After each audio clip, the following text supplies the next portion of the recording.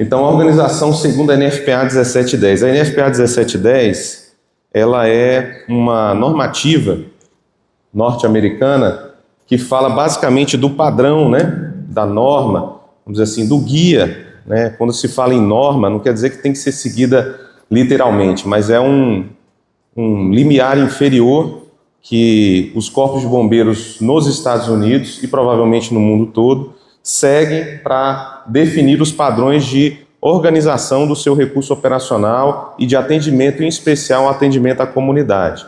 Geralmente, quando a gente fala em distribuição de recursos operacionais, a gente já pensa numa mesa sentada com os oficiais, e os oficiais, né, do alto comando, geralmente da corporação, dividindo ali os recursos operacionais no terreno, quantos bombeiros vão para cá, quantos bombeiros vão para lá, quais equipamentos eu vou adquirir, sendo que antes disso a gente não reflete propriamente o que seria efetivamente uma definição dessa distribuição, né, pautada principalmente no que eu vou falar para vocês aqui, que é o modelo de intervenção.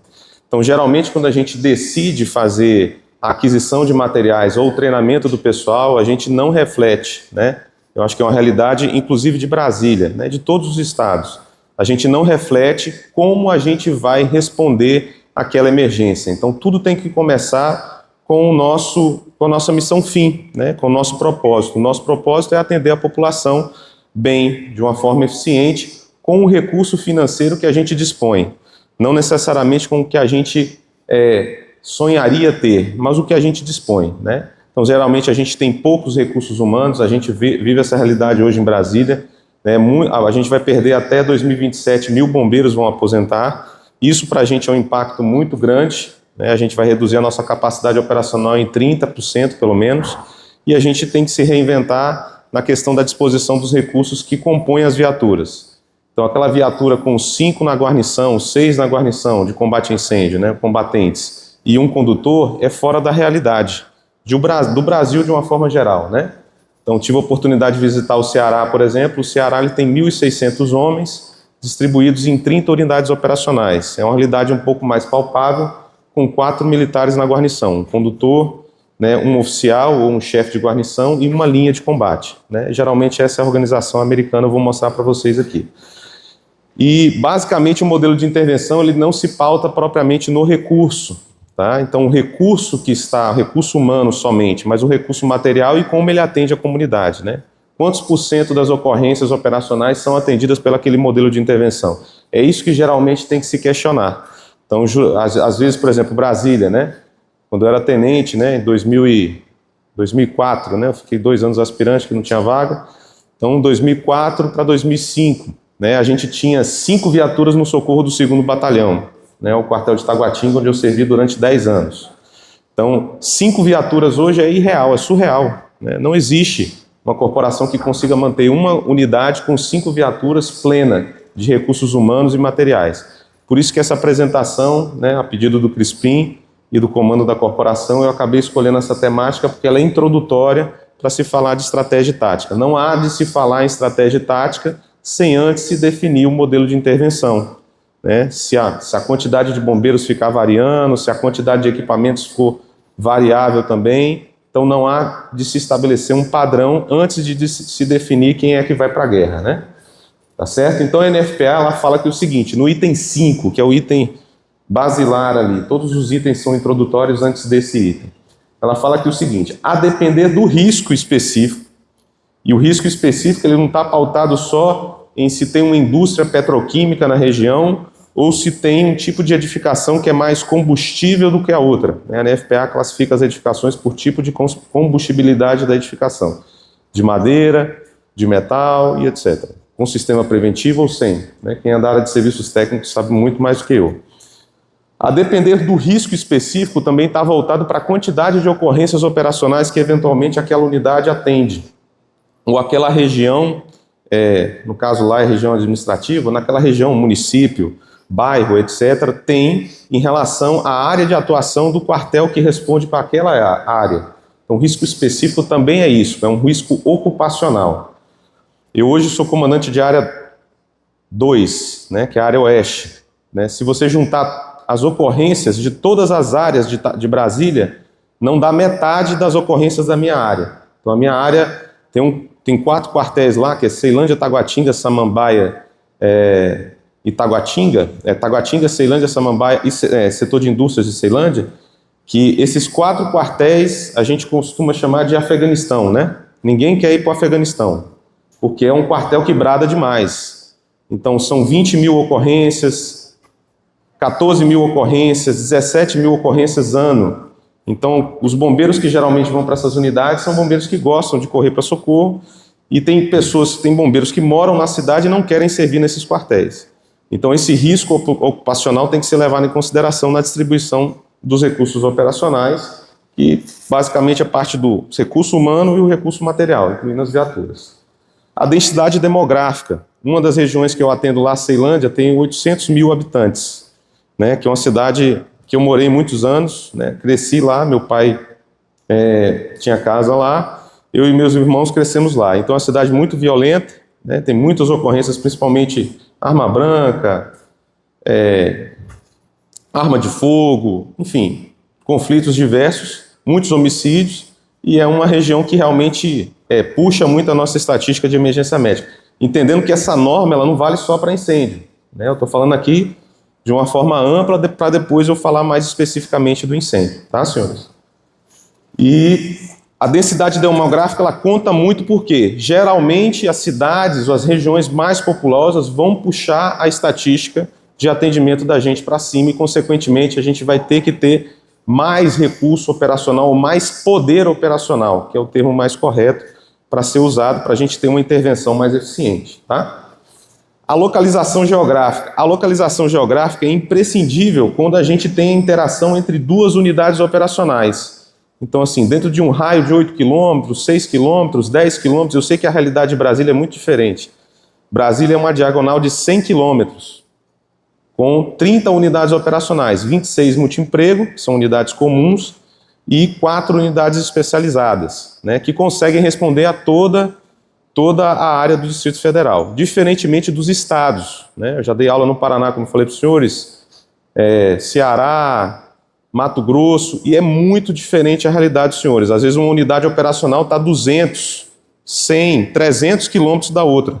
Então essa questão tem que ser levada em consideração, porque a localização geográfica tem que se esperar que aquele recurso operacional localizado naquela unidade seja capaz de resolver praticamente 90%, 80% das ocorrências que sejam demandadas naquela área, para a gente não ter um deslocamento, né, excessivo e desnecessário de recursos, por exemplo, da capital ou de cidades com maior capacidade operacional em termos de número de recursos operacionais, tá?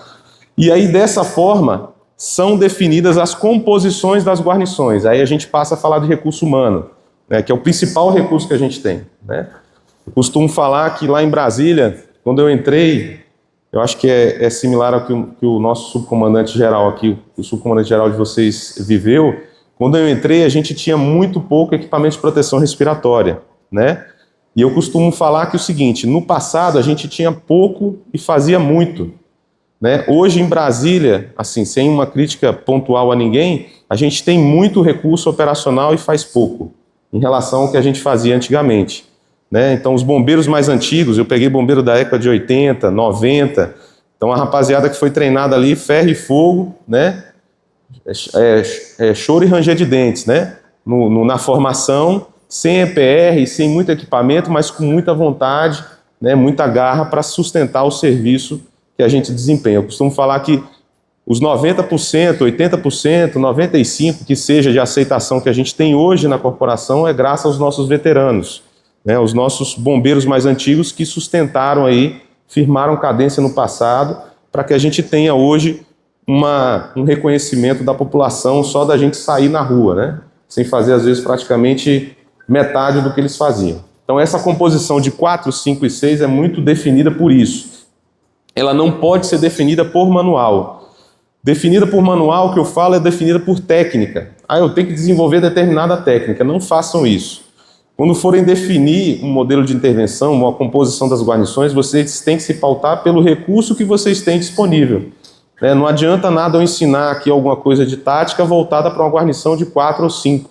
Essa realidade não é a realidade dos senhores. Eu tenho que trabalhar com guarnições de 3, de 4 no máximo ali, quando tiver ideal, porque aí vocês vão conseguir interagir e fazer um modelo de intervenção execuível, né? Eu cheguei a ter instrução até a 3ª linha de combate, né? Isso aí não cabia nem na viatura, né? E antes a gente corria pendurado na viatura também, né? É uma coisa que não acontece hoje, tá bom? Só uma curiosidade. O termo, né? O termo tailboard, por exemplo. Tailboard é prancha de cauda. Tailboard, nos Estados Unidos, quando você ouvir falar assim, qualquer termo em inglês falado tailboard, é a linha de ataque. Então, o que acontecia? Quem corria na cabine interna da guarnição era só o chefe e o condutor. As linhas corriam penduradas, por isso que chamam tailboard, ou seja, o pessoal da cauda, né? Os recrutas corriam pendurados mesmo, né? Acho que o comandante, muitos aqui correram pendurados nas viaturas, tá bom? Então, passamos a falar então de por onde começar. É mais ou menos o que eu estava falando para vocês aqui. Onde é que a gente começa? A gente tem que começar de alguma coisa. Então, geralmente, a gente faz o quê? A gente quer fazer os procedimentos operacionais padrão primeiro, antes de definir um modelo de intervenção. Então, primeiro você tem que definir o recurso que eu tenho disponível, o material e como eu vou atender, mais especialmente, como eu vou atender a população. Vou passar um vídeo para vocês vão entender o que é como atender a população. E aí, nesse vídeo, eu vou me alongar um pouco mais, tá? Então, definir o modelo de intervenção é definir material, viatura, que tipo de viatura eu vou correr, que tipo de terreno eu vou enfrentar, vai ser 4x4, não vai ser 4x2, a potência vai ser X, Y, Z. Vou dar um exemplo, a gente comprou um carro lá em Brasília, que os condutores, eu gosto muito de conversar com as praças, né? Se o comandante não escuta a tropa, ele não sabe o que está acontecendo. Então, eu gosto muito de conversar com os condutores e o apelido do carro é cavalo manco. Por que o apelido do carro é cavalo manco? Porque a potência é pouca, né? Então o carro sai muito e o carro hoje ele faz 2, 3 km por litro. Por quê? Carrega muito equipamento, né, para pouca potência. Eu estou explicando isso para vocês porque assim, tem que se definir o modelo de intervenção não só com recurso humano, ele tem que ser definido com o recurso material também, tá, pessoal? Porque acaba que o seguinte, a tropa vai resolver o problema que não foi resolvido, né, na hora de definir o modelo de intervenção. Ela vai botar mais equipamento do que o carro consegue carregar. É o que acontece nesse carro específico, ele corre com 700, 500 quilos a mais do que o chassi aguenta. E o chassi vai rachando e etc. e tal. Então, estou explicando para vocês entenderem que não é só pessoal, é material também. Tá? E aí sim é definida a aquisição de recursos operacionais. Então, os recursos operacionais são definidos a partir desse modelo. Eu vou comprar desencarcerador elétrico, ou vou comprar desencarcerador hidráulico? Qual que é melhor? Qual que cabe naquele recurso, naquele veículo que eu adquiri? Aquele veículo tem uma capacidade extintora X, Y, Z. Vai atender quantos por cento das ocorrências que eu tenho na cidade? Eu dei uma volta com o Crispim na cidade ontem e a gente viu que as edificações térreas são majoritariamente as edificações que a gente tem na cidade, por exemplo, principalmente em Boa Vista, né? Eu perguntei para ele antes, elemento construtivo, se o telhado é de madeira, se não é, isso tudo faz parte do processo de decisão, que é o risco específico que eu falei para vocês antes, né, que a NFPA nos recomenda. E aí sim eu vou definir o procedimento operacional. E aí é uma crítica, vou falar do meu estado, né, do Distrito Federal especificamente. Então, por exemplo, lá em Brasília os procedimentos operacionais não estão definidos pelos recursos. Isso é o principal erro que se comete geralmente quando se faz um POP. Faz-se o procedimento, mas não se define quem faz. Primeira coisa que você tem que fazer é definir quem vai fazer, para depois você falar o que é que se faz. Você vai definir 50 procedimentos, você tem 2 caras para fazer? Não faz sentido. Né? Então você vai falar, a primeira linha vai fazer o quê? Ataque. Então ela se preocupa o quê? Montagem de linha de ataque e equipagem, já começa a falar aqui de incêndio. E equipar com equipamento de proteção respiratória. O que a segunda linha vai fazer? Se é que tem segunda linha. No caso aqui, vamos falar para a realidade. O chefe e o condutor. O chefe e o condutor vão se preocupar com o abastecimento da viatura, eventualmente, se tiver, ou vão pedir um recurso adicional para isso. Então, essa definição de procedimento tem que estar pautada no recurso que você tem disponível. Senão você vai fazer o seguinte, você vai pagar uma guerra para aquela guarnição que ela não consegue vencer.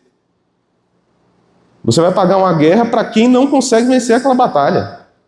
Você tem que pagar uma guerra para o seu profissional que ele consiga vencer.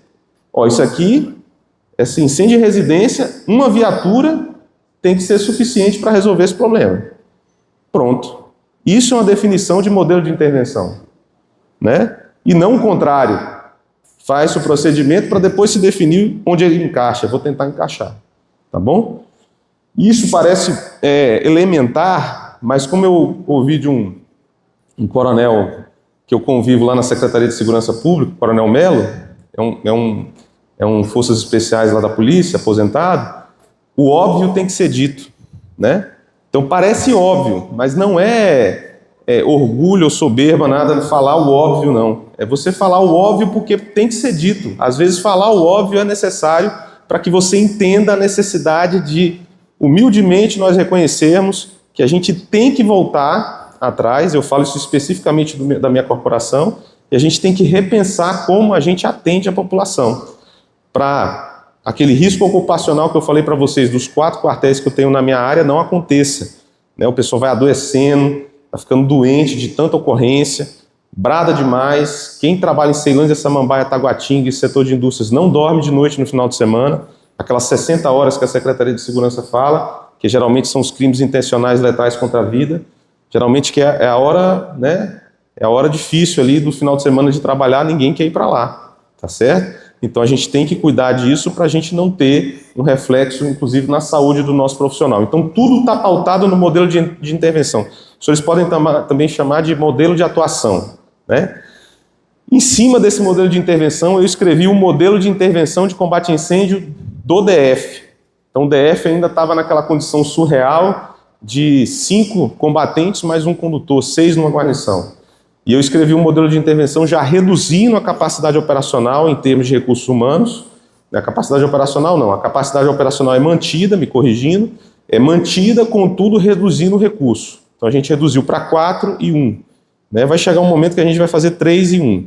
Né? Até 2027 é provável que isso aconteça, não por força da nossa consciência, mas por força da necessidade, né? Que é o pior. Então é melhor a gente ter consciência dessa necessidade antes que a gente tenha que fazê-la sem querer, né? Forçosamente, tá bom?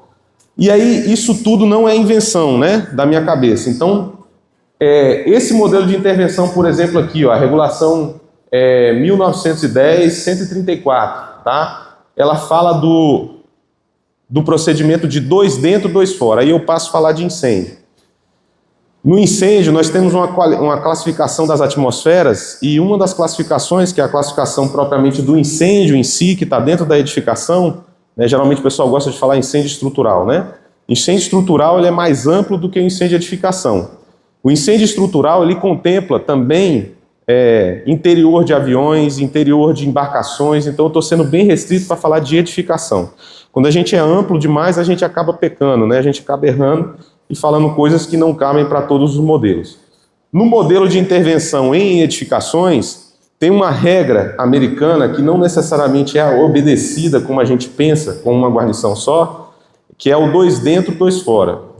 Então, o modelo de 2 dentro, 2 fora é basicamente o seguinte: uma linha entra para intervir e outra linha fica do lado de fora como segurança da linha que entra, e fazendo, paralelamente, todas as ações que são necessárias à segunda linha: abastecimento, posicionamento de escadas, reconhecimento 360 graus, contínuo, né, ininterrupto e etc., controle do acionamento da bomba, temperatura e etc. Enfim, toda essa parte externa é feita pela segunda linha.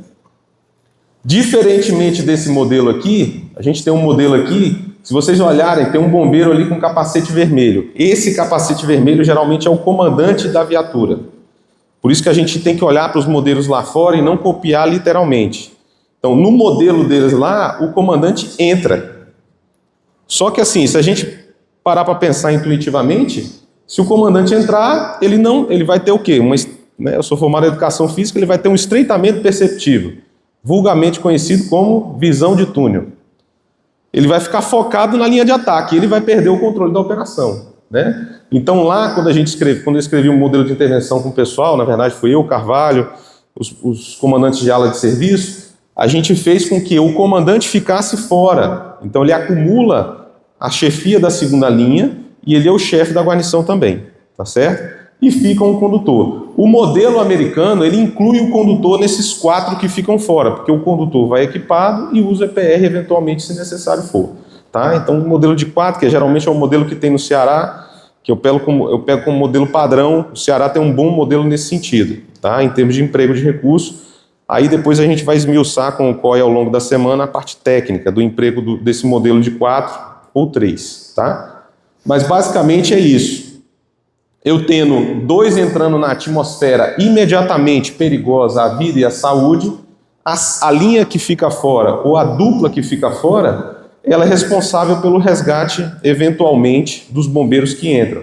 Isso é muito importante para as unidades que ficam distantes do centro, né? Por exemplo, Curitiba, lá no Paraná, e você tem uma cidade lá mais próxima, lá que fica do extremo da cidade, 279 quilômetros. Não há como uma segunda guarnição chegar e fazer a equipe de resgate de bombeiros a tempo. Por quê? A autonomia de quem está lá dentro já acabou, provavelmente depois dos 12 minutos, que é uma regra que eu vou ensinar para eles, o pessoal já vai começar a ter problema com equipamento de proteção respiratória, e se tiver, não vai ter ninguém para tirar eles lá de dentro. O modelo de Miami, por exemplo, no modelo de Miami, os 2 que ficam fora são da unidade de resgate, né, que seria da ambulância deles lá. Né, que a ambulância deles lá corre com 3, mas todos lá levam EPI num compartimento à parte, né, EPI e EPR no compartimento à parte na ambulância. Então esse é o modelo que eles escolheram lá, né, e com 2.800 homens eles ativam 72 unidades operacionais, por exemplo. Eu vou falar um pouco mais à frente disso para vocês, tá? Mas tudo parte da atuação. Se a gente começar do recurso, se a gente começar da parte grande do que eu estou vendo, né, e eu não for lá na ponta para ver o que o cara precisa, acaba que eu vou falhar na escolha do meu modelo, tá bom? E eu vou fazer uma escolha de modelo que é surreal, tá bom? Então, basicamente, aí tá, o hidrante do lado tá o ideal, né, essa ocorrência, né? Essa ocorrência tá bonitinha, ó. Tem um hidrante ali do lado da viatura, o condutor lá em forma padrão, só controlando ali, né, 2 fora e 2 dentro. Então, é o ideal, né? Para se começar uma operação de combate a incêndio, esse é o ideal. E aí a gente tem esses conflitos. Então, por exemplo, aqui, esse carro lá de cima é um 2011. É um dos melhores carros de bombeiro que eu já conheci. É um carro alemão, né, que não se fabrica mais, infelizmente. Todo mecânico. Não tem nada eletrônico. Nada falha. Transfere é mecânico, não tem pneumático, não tem nada. É tudo mecânico, né? 4x4, entra em tudo. Né? Contrariamente ao que a gente tem aqui do PICE, que é um carro excelente.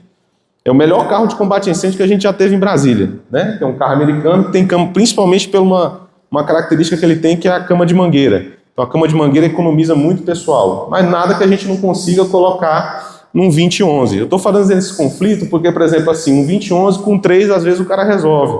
Se eu tiver uma cama de mangueira, uma linha pré-conectada, etc. Né? Contrariamente o PICE, se eu não tiver a guarnição ali praticamente com 4 no mínimo, né, que é o que a gente estabelece hoje, eu não vou ter uma eficiência na minha atuação. Claro que baseado na análise do modelo de intervenção que eu fiz previamente, tá? Então essa reflexão que eu quero que vocês tenham. Pô, vale a pena eu comprar um carro grande com 3.800 litros de água? Ou vale a pena eu comprar um 2011 com 1.500, 2.000 litros de água que vai atender 80% das ocorrências, com cama de mangueira, que é um recurso que eu tenho lá, dentro do ABT-PIS, que é um recurso de característica americana. E aí eu faço um paralelo aqui para vocês que existe esse modelo, que é um modelo australiano. Interessante, eu tive o convite lá do John para ir para a Austrália, em New South Wales, que é o distrito lá que cuida de Sydney. Eles têm 158 unidades operacionais.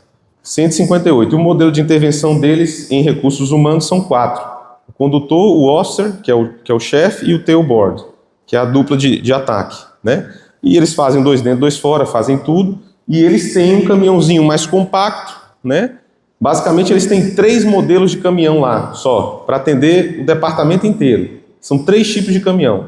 Majoritariamente, eles têm um, que é esse estilo, o 2011, que é um Iveco, na verdade, um 190-11, 11 toneladas, 190 potência, que tem uma admissão superior e um escapamento superior para ele passar em áreas alagadas. Então, ele é adaptado, o caminhão, e ele tem, adaptado para o serviço, né, um caminhão comercial, e ele tem as camas de mangueira próprias, né, transversais, na verdade longitudinais, na traseira da viatura na saída da bomba, que é mais ou menos uma característica de carro europeu.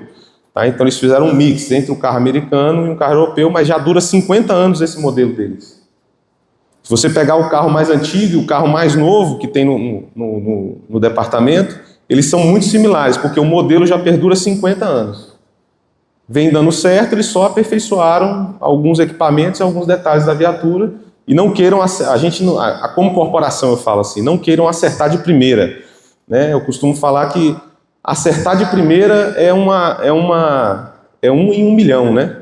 Dificilmente a gente, como ser humano falho e errôneo que a gente vai conseguir acertar de primeira. Mas tentem, aos poucos, corrigir essas questões de qualidade do equipamento e disposição de recursos, que no futuro a gente vai acertar. Então, hoje a gente tem nosso PIS lá sendo substituído por caminhões eventualmente comerciais, mas mantidos de certa forma. A gente tem uma dificuldade de manutenção hoje que pode, no futuro, ser facilmente suplantada. Mas, enfim, fica aí a reflexão do que a gente vive hoje lá em Brasília, tá bom? E a gente tem, por exemplo, aqui, vou botar 2 modelos de sucesso, tá? Que é o modelo de Miami, que é o de cima, que são 4 com condutor, tá? Lá no outro que eu passei não tinha um condutor incluído, mas aqui no caso aqui são 4 com condutor, tá? E o modelo de Paris, olha lá o modelo de Paris lá.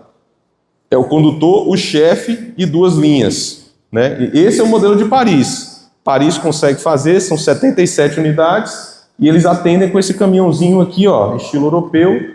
É um Renault, esse caminhãozinho aqui, não sei a potência dele certinha, mas é a característica do modelo de intervenção deles. Tá? Diferentemente de Miami, que são lá 4, né? O condutor, o chefe, que é um oficial, geralmente é o comandante da unidade, o chefe de socorro da unidade, é um capitão ou um tenente, que é o equivalente a um graduado nosso aqui, um subtenente, um suboficial ou um sargento nosso, mais 2 bombeiros e o condutor. Tá? Nisso aí, em Miami, por exemplo, Miami eles ativam com 2.800 bombeiros, 72 unidades operacionais. Paris, agora eu me esqueci ao certo o número certo, mas eu acho que são 8.600 bombeiros, para 77 unidades, olha a diferença. É isso mesmo, 8.600 bombeiros para 77 unidades na área de Paris. Aí você pega o americano, 2.800 para 72. Então vocês escolheram o que é mais adequado para vocês. Eu dei uma aula no Ceará e eu elogiei bastante eles nesse sentido, porque lá eles têm 1.600 e ativam 30 unidades operacionais. Se você pegar a proporção numérica, está relativamente boa, né? Diferentemente de Brasília, né? Brasília a gente tem 5.000 e ativa 30. Não há uma relação equânime nisso aí, né? A gente tem às vezes 50% do nosso efetivo na área administrativa, né? Por outras questões, colégio, demandas da parte do governo federal e o governo local também. Então assim, não é uma proporção razoável, né? Então você pega Miami, 2.800. Né? Então eles têm uma proporção razoável, a parte administrativa deles é enxuta. Por exemplo, a workshop, que é a oficina deles, são 18 profissionais civis, contratados para fazer manutenção de equipamento e viaturas. Então é bem otimizado o serviço e funciona.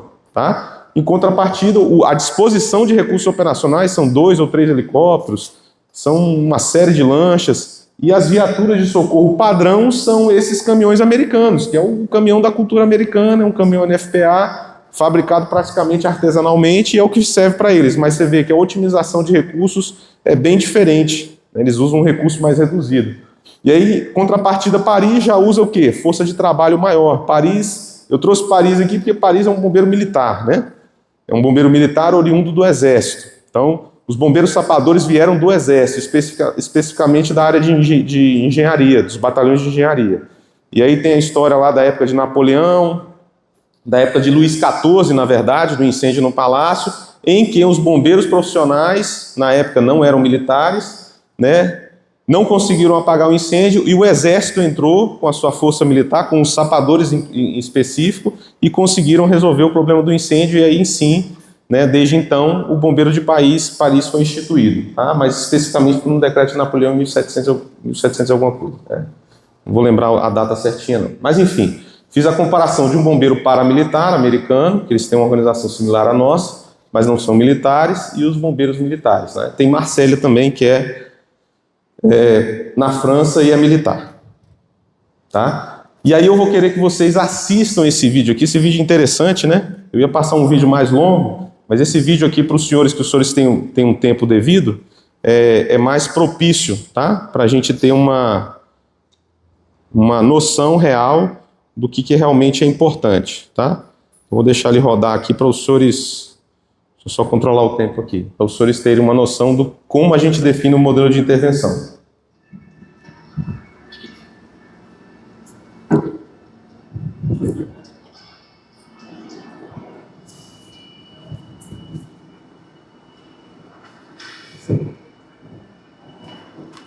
Obrigado.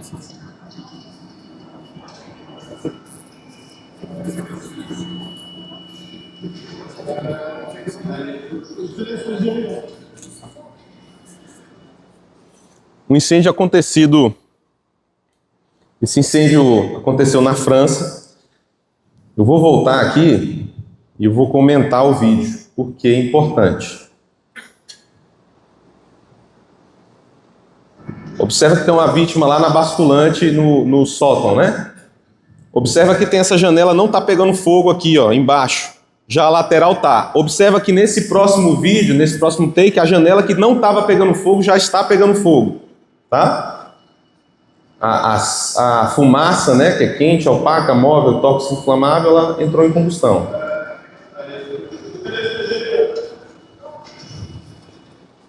Aí a reflexão que a gente faz no nosso modelo de intervenção, por isso que é importante.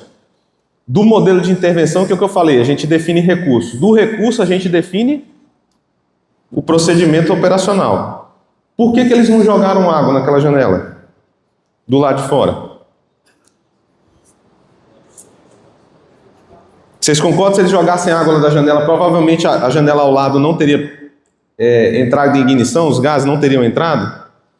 Porque eles não têm um modelo de intervenção. Se eles tivessem um modelo de intervenção, eles teriam feito o quê? A aquisição de recurso própria para aquilo ali. Você precisa ter uma escada mecânica? Qual o recurso mais caro que você vai ter num corpo de bombeiros? Geralmente são as aeronaves, né? Embarcações, dependendo do tipo de embarcação. São Paulo tem embarcação imensa lá, né? Para combate a incêndio de navios. E as escadas mecânicas. São recursos extremamente caros. Só que o seguinte, para essa altura aí, ó, para essa altura aí, às vezes, uma escada prolongada seria suficiente para entrar naquele quarto que estava pegando, que estava saindo fumaça, abordava aquela senhora lá, tiraria pela escada, mas o mais importante, que é uma das coisas que eu vou falar com eles lá, as 4 não negociáveis, né? E uma das 4 não negociáveis, que é a mais importante, é aplicar água no incêndio o mais rápido possível. Então, os mais antigos tinham isso, né, na massa do sangue ali, né? Na massa do sangue, os mais antigos tinham isso. Tacava água e está resolvido. E, de certa forma, isso não mudou. Não mudou. O chefe John, ele costuma falar que é o seguinte: como você diferencia uma guarnição boa de uma guarnição ruim? Não mudou isso. Só olhando o resultado, sem olhar o processo. O processo eu vou tratar com eles lá. Mas só vendo o resultado. A guarnição boa, ela é rápida. A guarnição ruim, ela é lenta. E é só isso. É só isso. A guarnição rápida treinou mais, se preocupou mais, estabeleceu um procedimento operacional padrão, mesmo que o comando não tenha definido, ela estabeleceu um procedimento entre elas, porque eles tiram serviço juntos. Eles sabem da dificuldade e eles sabem da necessidade, não tem problema. Se eu, comandante de área, não definir como meu pessoal tem que agir, eles vão definir por conta própria. Não tenham dúvida que na hora que acontecer esse incêndio, eles é que vão ter que resolver. Não vou ser eu. Eu vou estar em casa. Eu vou estar no quartel. Quem vai estar atendendo são eles. Então, assim, o que eu tenho que fazer é dar meios para eles decidirem antecipadamente, através de algumas questões que eu vou abordar com eles, que são os estudos de caso. Então, até pelo convite do Crispim e do comandante aqui, eu liberei já a edição lá do primeiro livro, né, Crispim? Grandes Incêndios da História, que foi um livro que eu escrevi com minhas turmas de CFO, as turma 36 e 37. Não me peçam para falar o ano não, porque eu não lembro. Eu não lembro nem dos nomes mais dos meus alunos já, que é muito, né? E aí, esses meninos hoje já são majores, né? Foram meus alunos, eu era major, eles já são majores, e eles escreveram isso ao longo da disciplina de estratégia e tática da academia. Então, são incêndios que aconteceram no Brasil e no mundo, mas, por exemplo, Joel, Mandraus, Andorinhas, a gente tem lá King's Cross Street, que foi em 1971, lá na Inglaterra, né? Então, eles pesquisaram, ligaram, por exemplo, o Paul Greenwood, que é um amigo que faleceu em 2018, 2020, 22. Faleceu em 2022, que eu conheci, escreveu o Eurofirefighter 1 e 2, deu entrevista para eles. O Major Palumbo, quem conhece o Palumbo, que é vereador lá em São Paulo, estava no incêndio lá do Memorial da América Latina, deu entrevista para eles. Então, assim, como é que a gente consegue resolver essa situação? Fazendo estudo do que já aconteceu, né, e a gente tentando resolver os problemas. Então, jogar a água do lado de fora aqui, eu vou até voltar de novo o vídeo, jogar a água do lado de fora não é ruim, tá?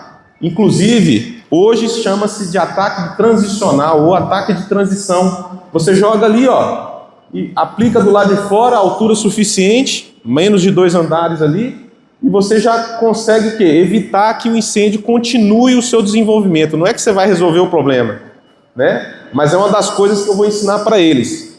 Quando a gente vai fazer combate a incêndio e a gente precisa aplicar água no incêndio, a gente tem que respeitar 3 coisas: quantidade, formato e local. Se você tiver quantidade de água adequada, o formato do jato correto e o local de aplicação for certo, o adequado, você vai ter sucesso. Geralmente a gente tem erro nas operações de incêndio quando a gente erra um desses 3. Ou os 3, tá? Então, assim, se a gente fizer o formato certo, no caso o formato certo ali seria o jato compacto, né, direcionado para o teto daquele quarto, que é esse quarto aqui, ó. Esse estava pegando fogo e esse não. Direcionado para o teto, para evitar a entrada de ar, né? Porque se você abrir mais o jato, ele vai arrastar o ar. O local no quarto e direcionado para o teto. O formato fechado. A quantidade até você ver o quê? Eficiência. Você jogou a água lá dentro, 30 segundos, 1 minuto, você viu a eficiência. Você corta o jato e você vai ver que a condição do incêndio vai melhorar substancialmente. Tá bom? Então, assim, é uma solução. Não estou falando que eles fizeram errado em tirar a vítima sem aplicar água do lado de fora, mas se você fizer essa questão dos 3 passos para a aplicação do jato, quantidade, forma e local, você vai ter sucesso. São coisas simples, né?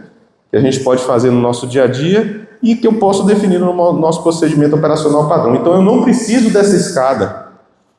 Eu mostrei esse vídeo para mostrar que eu não preciso de um recurso que custa 3 milhões, 4 milhões, 5 milhões. Eu preciso de um esguicho que custa R$1.000, R$2.000, R$3.000. Uma viatura que vai custar metade, 1/3 do que uma viatura dessa de escada e que vai levar 4 bombeiros que vão resolver o problema, né? Então, o recurso da escada ele não necessariamente é necessário, tá bom? Então, eu estou batendo bastante nessa questão da ocorrência, porque a ocorrência vai definir, né, a minha necessidade, e dessa necessidade eu vou definir como eu vou atuar. Então, tem várias formas de atuar: a forma cara, né, e a forma mais econômica, né? Mais razoável. E aí o seguinte, senhores, então muitos aqui aprenderam a atuar no combate a incêndio usando aquelas fases do socorro. Quem lembra aí das fases do socorro?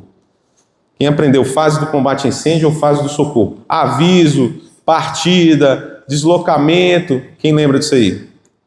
Vocês lembram, né? Então isso aí na verdade é tirado da NFPA 1710. E o termo que é usado lá, ele não serve só para o incêndio. Geralmente se usava dessa forma. Quando eu aprendi, pelo menos na academia, o livro Coronel Freitas era isso, né? As fases do socorro, que eram as fases do combate a incêndio. É um livro bem genérico em termos de incêndio, né? Então, a gente sempre começa da normalidade e a gente sempre vai tender à normalidade. Toda vez que a gente é acionado para voltar à normalidade daquela edificação, daquele ambiente público, daquele ambiente privado lá que foi acometido por um incêndio especificamente. Agora eu vou falar um pouco mais de incêndio, mas isso serve para qualquer ocorrência. Então, a normalidade, 95% do tempo nós estamos na normalidade, nós estamos aqui, sem ser acionados. Isso é a normalidade. E quando a gente está na normalidade, a gente tem que manter a nossa proficiência. Eu vou falar mais à frente disso aí, que é um tema do meu trabalho de KEO, tá bom? E aí tem um evento, e esse evento pode demorar mais ou menos para ser descoberto. Isso, às vezes, é uma das formas, às vezes, que a comunicação social da corporação, outros meios de comunicação, ou instrumentos orgânicos que cada corporação tem, para fazer com que essa descoberta seja abreviada e o acionamento do bombeiro seja mais rápido. Aí sim parte comunicação, tratamento e acionamento, que é aquele que é feito no centro de operações, tá? A gente chama lá de COCB, Centro de Operações do Corpo de Bombeiros, que é o que recebe a comunicação. Então eu passei com o Crispim, aqui chama Centro COC, né? CICC, né? CICC, que é integrado, inclusive, né? Lá também é, mas cada um tem o nome do seu centro. Comunicação, tratamento e acionamento. Isso aí, né, a gente tende a fazer abreviar. Tem uma NFPA só sobre isso. Tempo de deslocamento. Geralmente a gente fala que o tempo de deslocamento é o tempo de resposta. Não é.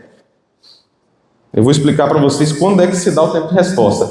Momento do início da intervenção. Por isso que eu venho batendo tanto na intervenção. O momento do início da intervenção é o marco temporal que fala: comecei a atuar, comecei a resolver. A partir daqui melhora, não piora. Você chega no incêndio, você tem que melhorar a condição, você não tem que piorar, né? Então, qual é o marco temporal para a definição da atuação de um combate a incêndio? São dois, tá? O primeiro marco temporal é o seguinte: é a mudança da condição ambiental. E a mudança da condição ambiental pode ser pelo fechamento daquela porta lá atrás.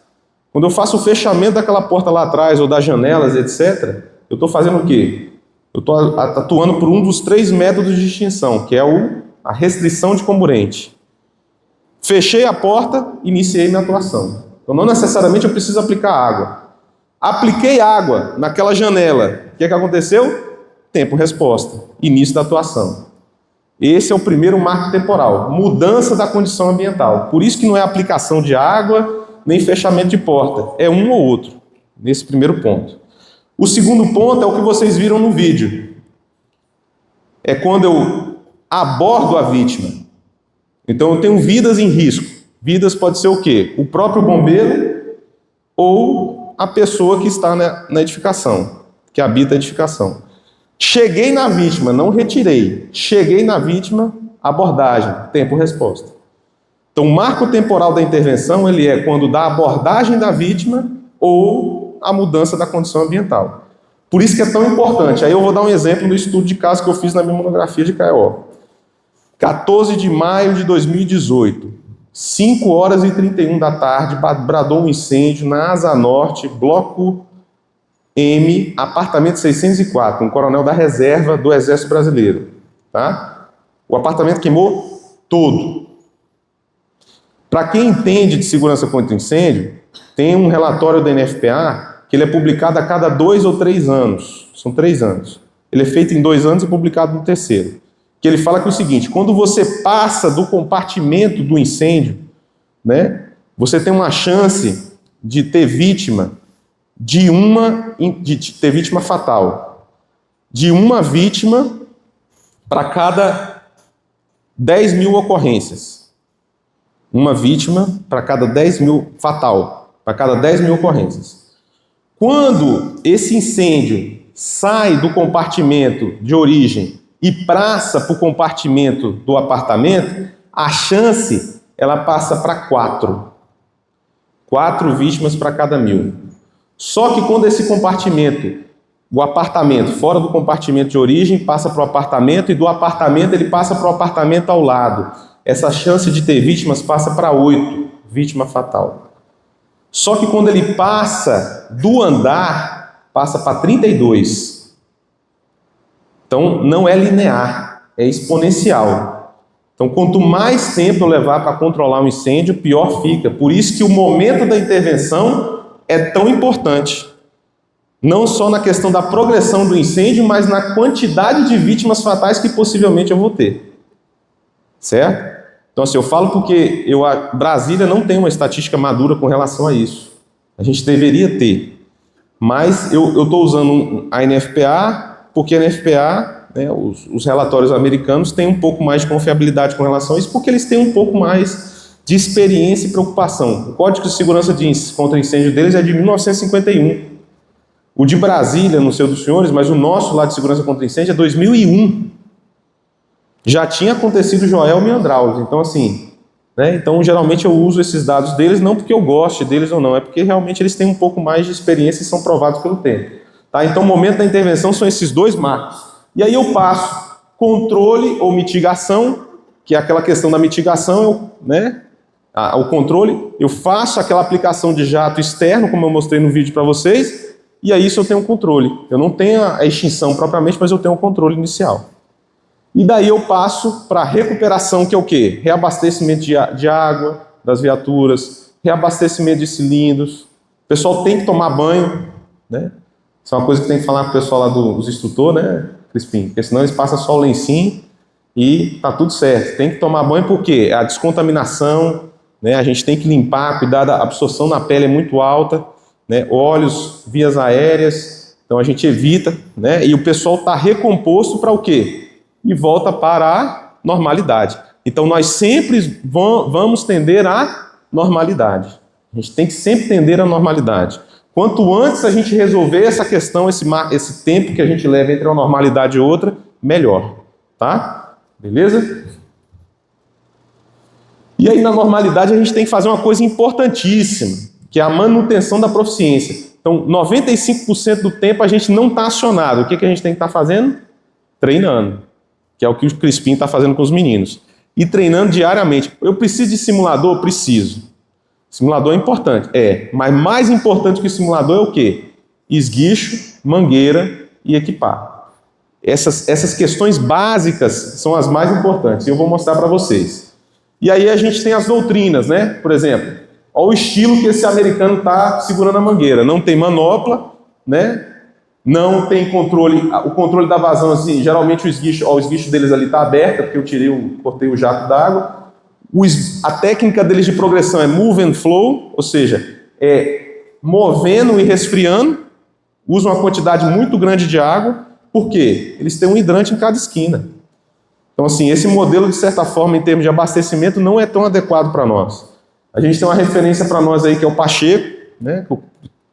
Tive a oportunidade de conhecer ele lá em Miami. É um cara excepcional. Tem dado aulas aí de equipe de intervenção rápida, é um tipo de conhecimento que, assim, é muito bom da gente adquirir dele. Só que a doutrina americana de aplicação de água é um pouco complicada para nós. Eu vou mostrar para vocês aqui um vídeo, aí vocês vão entender por quê, né? Esse vídeo aqui já é da doutrina que seria mais, assim, que eu acho mais interessante para o Brasil, porque a gente não tem uma questão de suprimento de água irrestrito, tão bem definida, né? O vídeo vai falar por si só, tá? Eu falei que a técnica deles é o quê? É o tempo todo o esguicho aberto, muita quantidade de água, 1/3 da mangueira, né? Então vazão absurda. Isso aí é uma mangueira de 1,5 agora que vai fazer a extinção desse incêndio. Esse compartimento está, por definição, em flashover.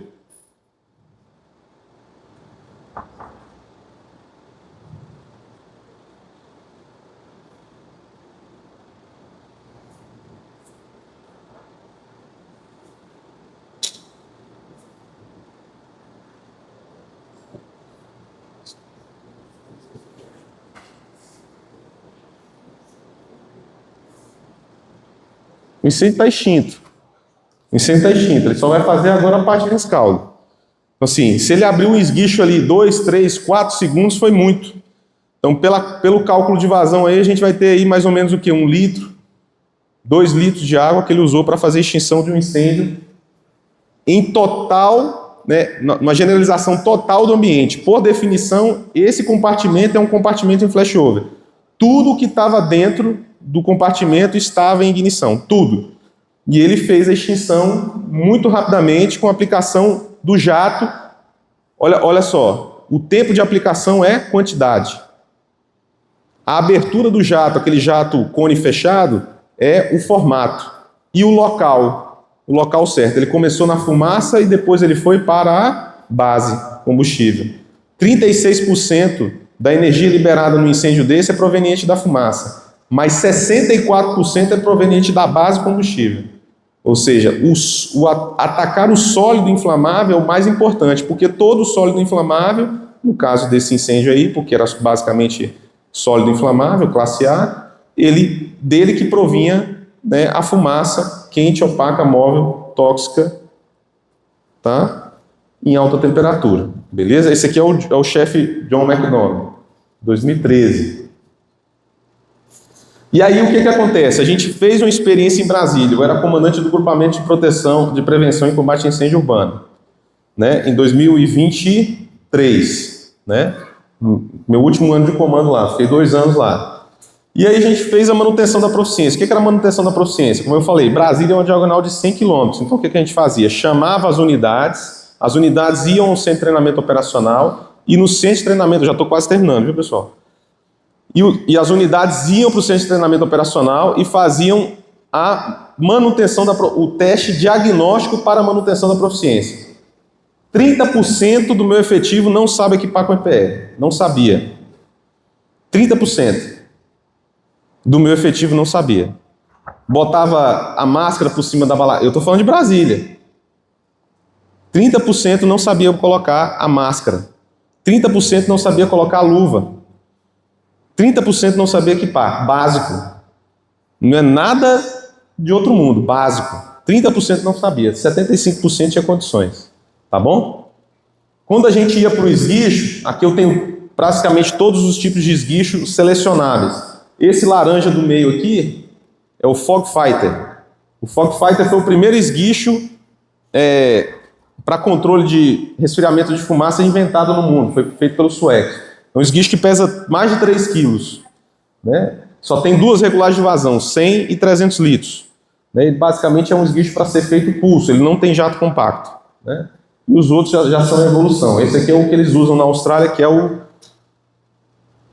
Tipsa. Tá? Não lembro, é um Protec, desculpa. É um Protec. Tá bom? E aí o que acontece? Quando eu fui para a tropa, 25% não sabia usar o esguicho. Não, minto. 75% não sabia usar o esguicho. É o contrário esse gráfico do outro. O outro, 30% não sabia equipar. E nesse aí, 75% não sabia aplicar água no incêndio. 75%. Aí, para fazer esse diagnóstico, a gente usou o simulador que é o fase 2 lá. Que é basicamente um simulador de progressão e ataque. Eles não sabiam fazer passagem de porta, não sabiam resfriar a fumaça e não sabiam aplicar água no incêndio. Porque estavam o quê? Fechados ainda naquela questão de repetição dos pulsos. Então aplicavam pulsos à revelia sem necessidade. Vocês viram ali que o John fez o quê? Resfriou a fumaça e depois foi para o foco. Ele não gastou 15, 20 segundos ali no vídeo. Né? Enquanto a tropa demorava muito, não tinha efetividade, não aplicava onde deveria e não avançava. Né? Por uma questão de robotização da nossa formação, que a gente acabou mudando com a chegada dos simuladores. Aí, se você fizer o diagnóstico hoje, já melhorou bastante. Mas a gente tinha que diagnosticar para saber o que tinha que fazer, né? Foi, graças a Deus, a gente conseguiu fazer lá no GPCIL, tá bom? E aí eu fiz minha monografia sobre isso. Então, minha monografia foi anterior a esse diagnóstico. Quando eu apresentei a monografia, acabou que pela monografia, pelo estudo que eu acabei fazendo, por ter militado muito tempo, o comandante me indicou para comandar o GPCIL, que é o Grupamento de Proteção e Combate a Incêndio especializado. E, em cima disso, eu fiz minha pesquisa de KO, e foi a manutenção da proficiência das guarnições de serviço, que basicamente culminou com esse teste diagnóstico. Tá certo, pessoal? Então, basicamente é isso que eu queria passar para vocês na questão de modelo de intervenção, mas aqui eu trago uma passant de um modelo de sucesso na questão da manutenção da proficiência. Então, esse aqui é um simulador indoor, né, que eu vi na Austrália. Eu achei interessante porque aqui mostrar, né, falei até com o Crispim se eu podia colocar. Eu achei interessante trazer porque é um simulador interessante, porque o Crispim às vezes conversava comigo sobre ele e aí eu acabei mandando alguns vídeos e mais, eu vou compartilhar com os senhores. A manutenção da proficiência é um dos elementos finais quando a gente chega lá. Modelo de intervenção. Do modelo de intervenção, eu adquiro os meus recursos operacionais, eu contrato meu pessoal e em cima disso eu faço meus procedimentos operacionais padrão. E uma das coisas que eles fazem na Austrália, eles têm uma equipe muito reduzida de instrutores, só 7, para 7 mil bombeiros. Mas os caras são muito bons, né? Os caras praticamente só fazem isso e tiram eventualmente serviço. E esse simulador é o simulador da ESA, que é a Escola Emergency Service Academy, né? Academia de Serviço de Emergência. Tem em Campo Breque, esse prédio aqui onde eu estou tirando é um simulador a gás que eles têm, que é uma edificação. Mas eles têm esse simulador de classe A, que é esse aí, é um simulador indoor. Vou passar para vocês algumas imagens aqui. Esse aqui é a área de reabilitação deles. Então lá eles têm a sala de aula ao fundo, climatizada, e essa área é uma área de descanso e reabilitação, né? Tem geladeira, tem água, área para limpar algum equipamento. Tem uma área de descontaminação, ali é a chaminé onde faz a limpeza da fumaça, e esse aqui é o simulador indoor, né? Eu filmei com o celular, então não tem, só tem essa imagem. Então esse simulador ele fica dentro do galpão, né? Esse extrator faz a extração da fumaça e faz o tratamento da fumaça. É um simulador integrado. Aí tem quatro tipos de simulador. Grandes larguras, célula T, que é uma célula de progressão e ataque, é um simulador 3 em 1, e mais outra célula de progressão e ataque do outro lado, tá? Eles usam material classe A lá. E eles têm um programa de manutenção da proficiência de sucesso. Por que eu trouxe esse da Austrália? A bitola de mangueiras que eles usam é o primeiro corpo de bombeiros que eu visito que tem a mesma bitola da nossa. Eu fiz curso na Inglaterra, a bitola deles lá é 22 mm, 19 mm, que é uma mangueira pré-conectada de ataque, e lá eles usam mangueira de 1,5 e de 2,5, né? Então o modus operandi deles é bem similar ao nosso. Guarnição reduzida, 4 militares, né? Extração de fumaça, e é isso, pessoal, tá? Só trouxe aqui para os senhores esse en passant, depois eu vou continuar com os senhores, com os meninos do COI aqui. Eu agradeço nosso comandante geral aqui do Corpo de Bombeiros de Roraima, a atenção dos senhores, e fica à disposição para qualquer dúvida, pergunta, questionamento, tá certo, senhores? Eu acho que eu cumpri o tempo aqui, passei 5 minutos aqui, tá bom? Obrigado. Senhoras e senhores, são uma forma de agradecimento ao nosso Tenente Coronel Leal. A gente viu aqui que em uma simples palestra, uma instrução, podemos, por assim dizer, a gente vê o quanto de conceitos e conhecimento se faz necessário na nossa profissão. E aquilo que é o básico da profissão bombeiro militar. Porque quando se fala em bombeiro militar, apesar da variada gama de atividades que nós realizamos, mas muita gente hoje ainda acha que nós só combatemos incêndio. E se assim pensam de nós temos que fazer bem feito. Mostrou também o Tenente Coronel Leal que é uma realidade que não é só de Roraima. E Roraima, que é o estado mais ao norte, mas também, infelizmente, tem o menor PIB, a menor população e muitas dificuldades também. Mas assim como todas as corporações do Brasil, nós temos aquilo que é o maior valor, que é o valor humano. Se no passado se fazia aqui, nós falamos que o pessoal fazia na tora. Até pouco tempo ainda tínhamos alguns federais que eram assim, que são oriundos do território, e aí depois temos nós que somos estaduais, e hoje ainda temos muitos serviços que ainda temos que fazer na tora. Mas o que está se buscando? É o aperfeiçoamento, é a busca pelo conhecimento técnico, é o aprimoramento. Hoje temos uma realidade. Temos equipamentos também, todos os militares têm EPIs, temos viaturas novas também, mas temos as mesmas dificuldades, que é a falta de efetivo. Então nós temos que ser inteligentes, trazer isso para a realidade e temos que continuar sendo eficientes no nosso trabalho.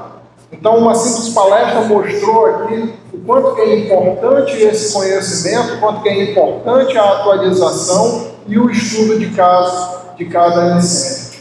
Então, obrigado, Tenente Coronel Leal. Tenho certeza que durante a semana muito mais será passado e teremos no futuro, a mudança de muitas técnicas que será empregada no nosso dia a dia e que será passado em instruções às próximas turmas de formação, o treinamento diário que deve ser intensificado. Então, é a quebra de paradigmas, a implementação de novas técnicas e táticas no nosso serviço. Então, parabéns novamente ao curso, que ora está em andamento, parabéns à diretoria de instrução e a todos os militares do nosso CBM. E vamos materializar com um singelo certificado, Léo, mas que sirva de grande valia e demonstrando a nossa gratidão por você estar aqui compartilhando o conhecimento de muito estudo e de muita prática do Distrito Federal. Eu agradeço, comandante.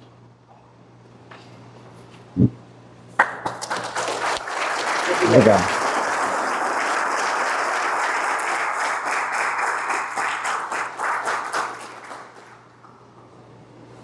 Muito obrigado pela paciência e atenção, comandante. Montanha.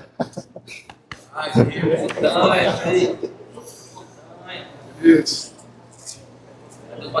Obrigado. Ali, já registrou. Aqueles vivem, eu sou um dos poucos aqui, montanha. Montanha, né? É, montanha. Mas a gente se cumprimenta assim, é assim mesmo, comandante. Assim mesmo. Opa, obrigado. Opa, é do menino ali, do aluno. Sobre essa palestra aí que o senhor trouxe lá de Brasília, lá, a importância da aplicação ou do conhecimento aí geral de todo o Brasil, de toda a corporação do Brasil, inclusive a nossa aqui, que é bem distante aí de todo o restante do Brasil. Qual a importância desse conhecimento que vai ser aplicado aí nos corpos de bombeiros? É como você falou, é a distância geográfica, né? Mas a gente tem as mesmas dificuldades como o subcomandante falou, seu subcomandante, um grande oficial que permitiu que nós trouxéssemos a palestra, e essa realidade que eu trouxe aqui, eu acho que é a realidade do Brasil, dos outros estados, e a gente tem que refletir o que, é que a gente consegue fazer com o recurso que a gente tem, né, material, financeiro, e principalmente com o recurso humano, né, que é o principal bem que a gente tem na nossa corporação, para valorizar, né, cuidar daquele risco ocupacional lá da sobrecarga, né, daquela viatura, do pessoal em especial, né, e a gente conseguir administrar isso aí com mais recursos, duplicada de recursos, distribuindo ali no teatro de operações, ali no cenário operacional, na localização geográfica das unidades. Eu acho que isso vai refletir positivamente no melhor procedimento operacional, no melhor emprego tático, numa melhor aplicação de técnica, e a compartilhamento de experiências entre os estados é primordial. Eu fico muito feliz pelo convite, agradeço e me coloco à disposição sempre dos senhores. Com a graça de Deus. Obrigado. Obrigado.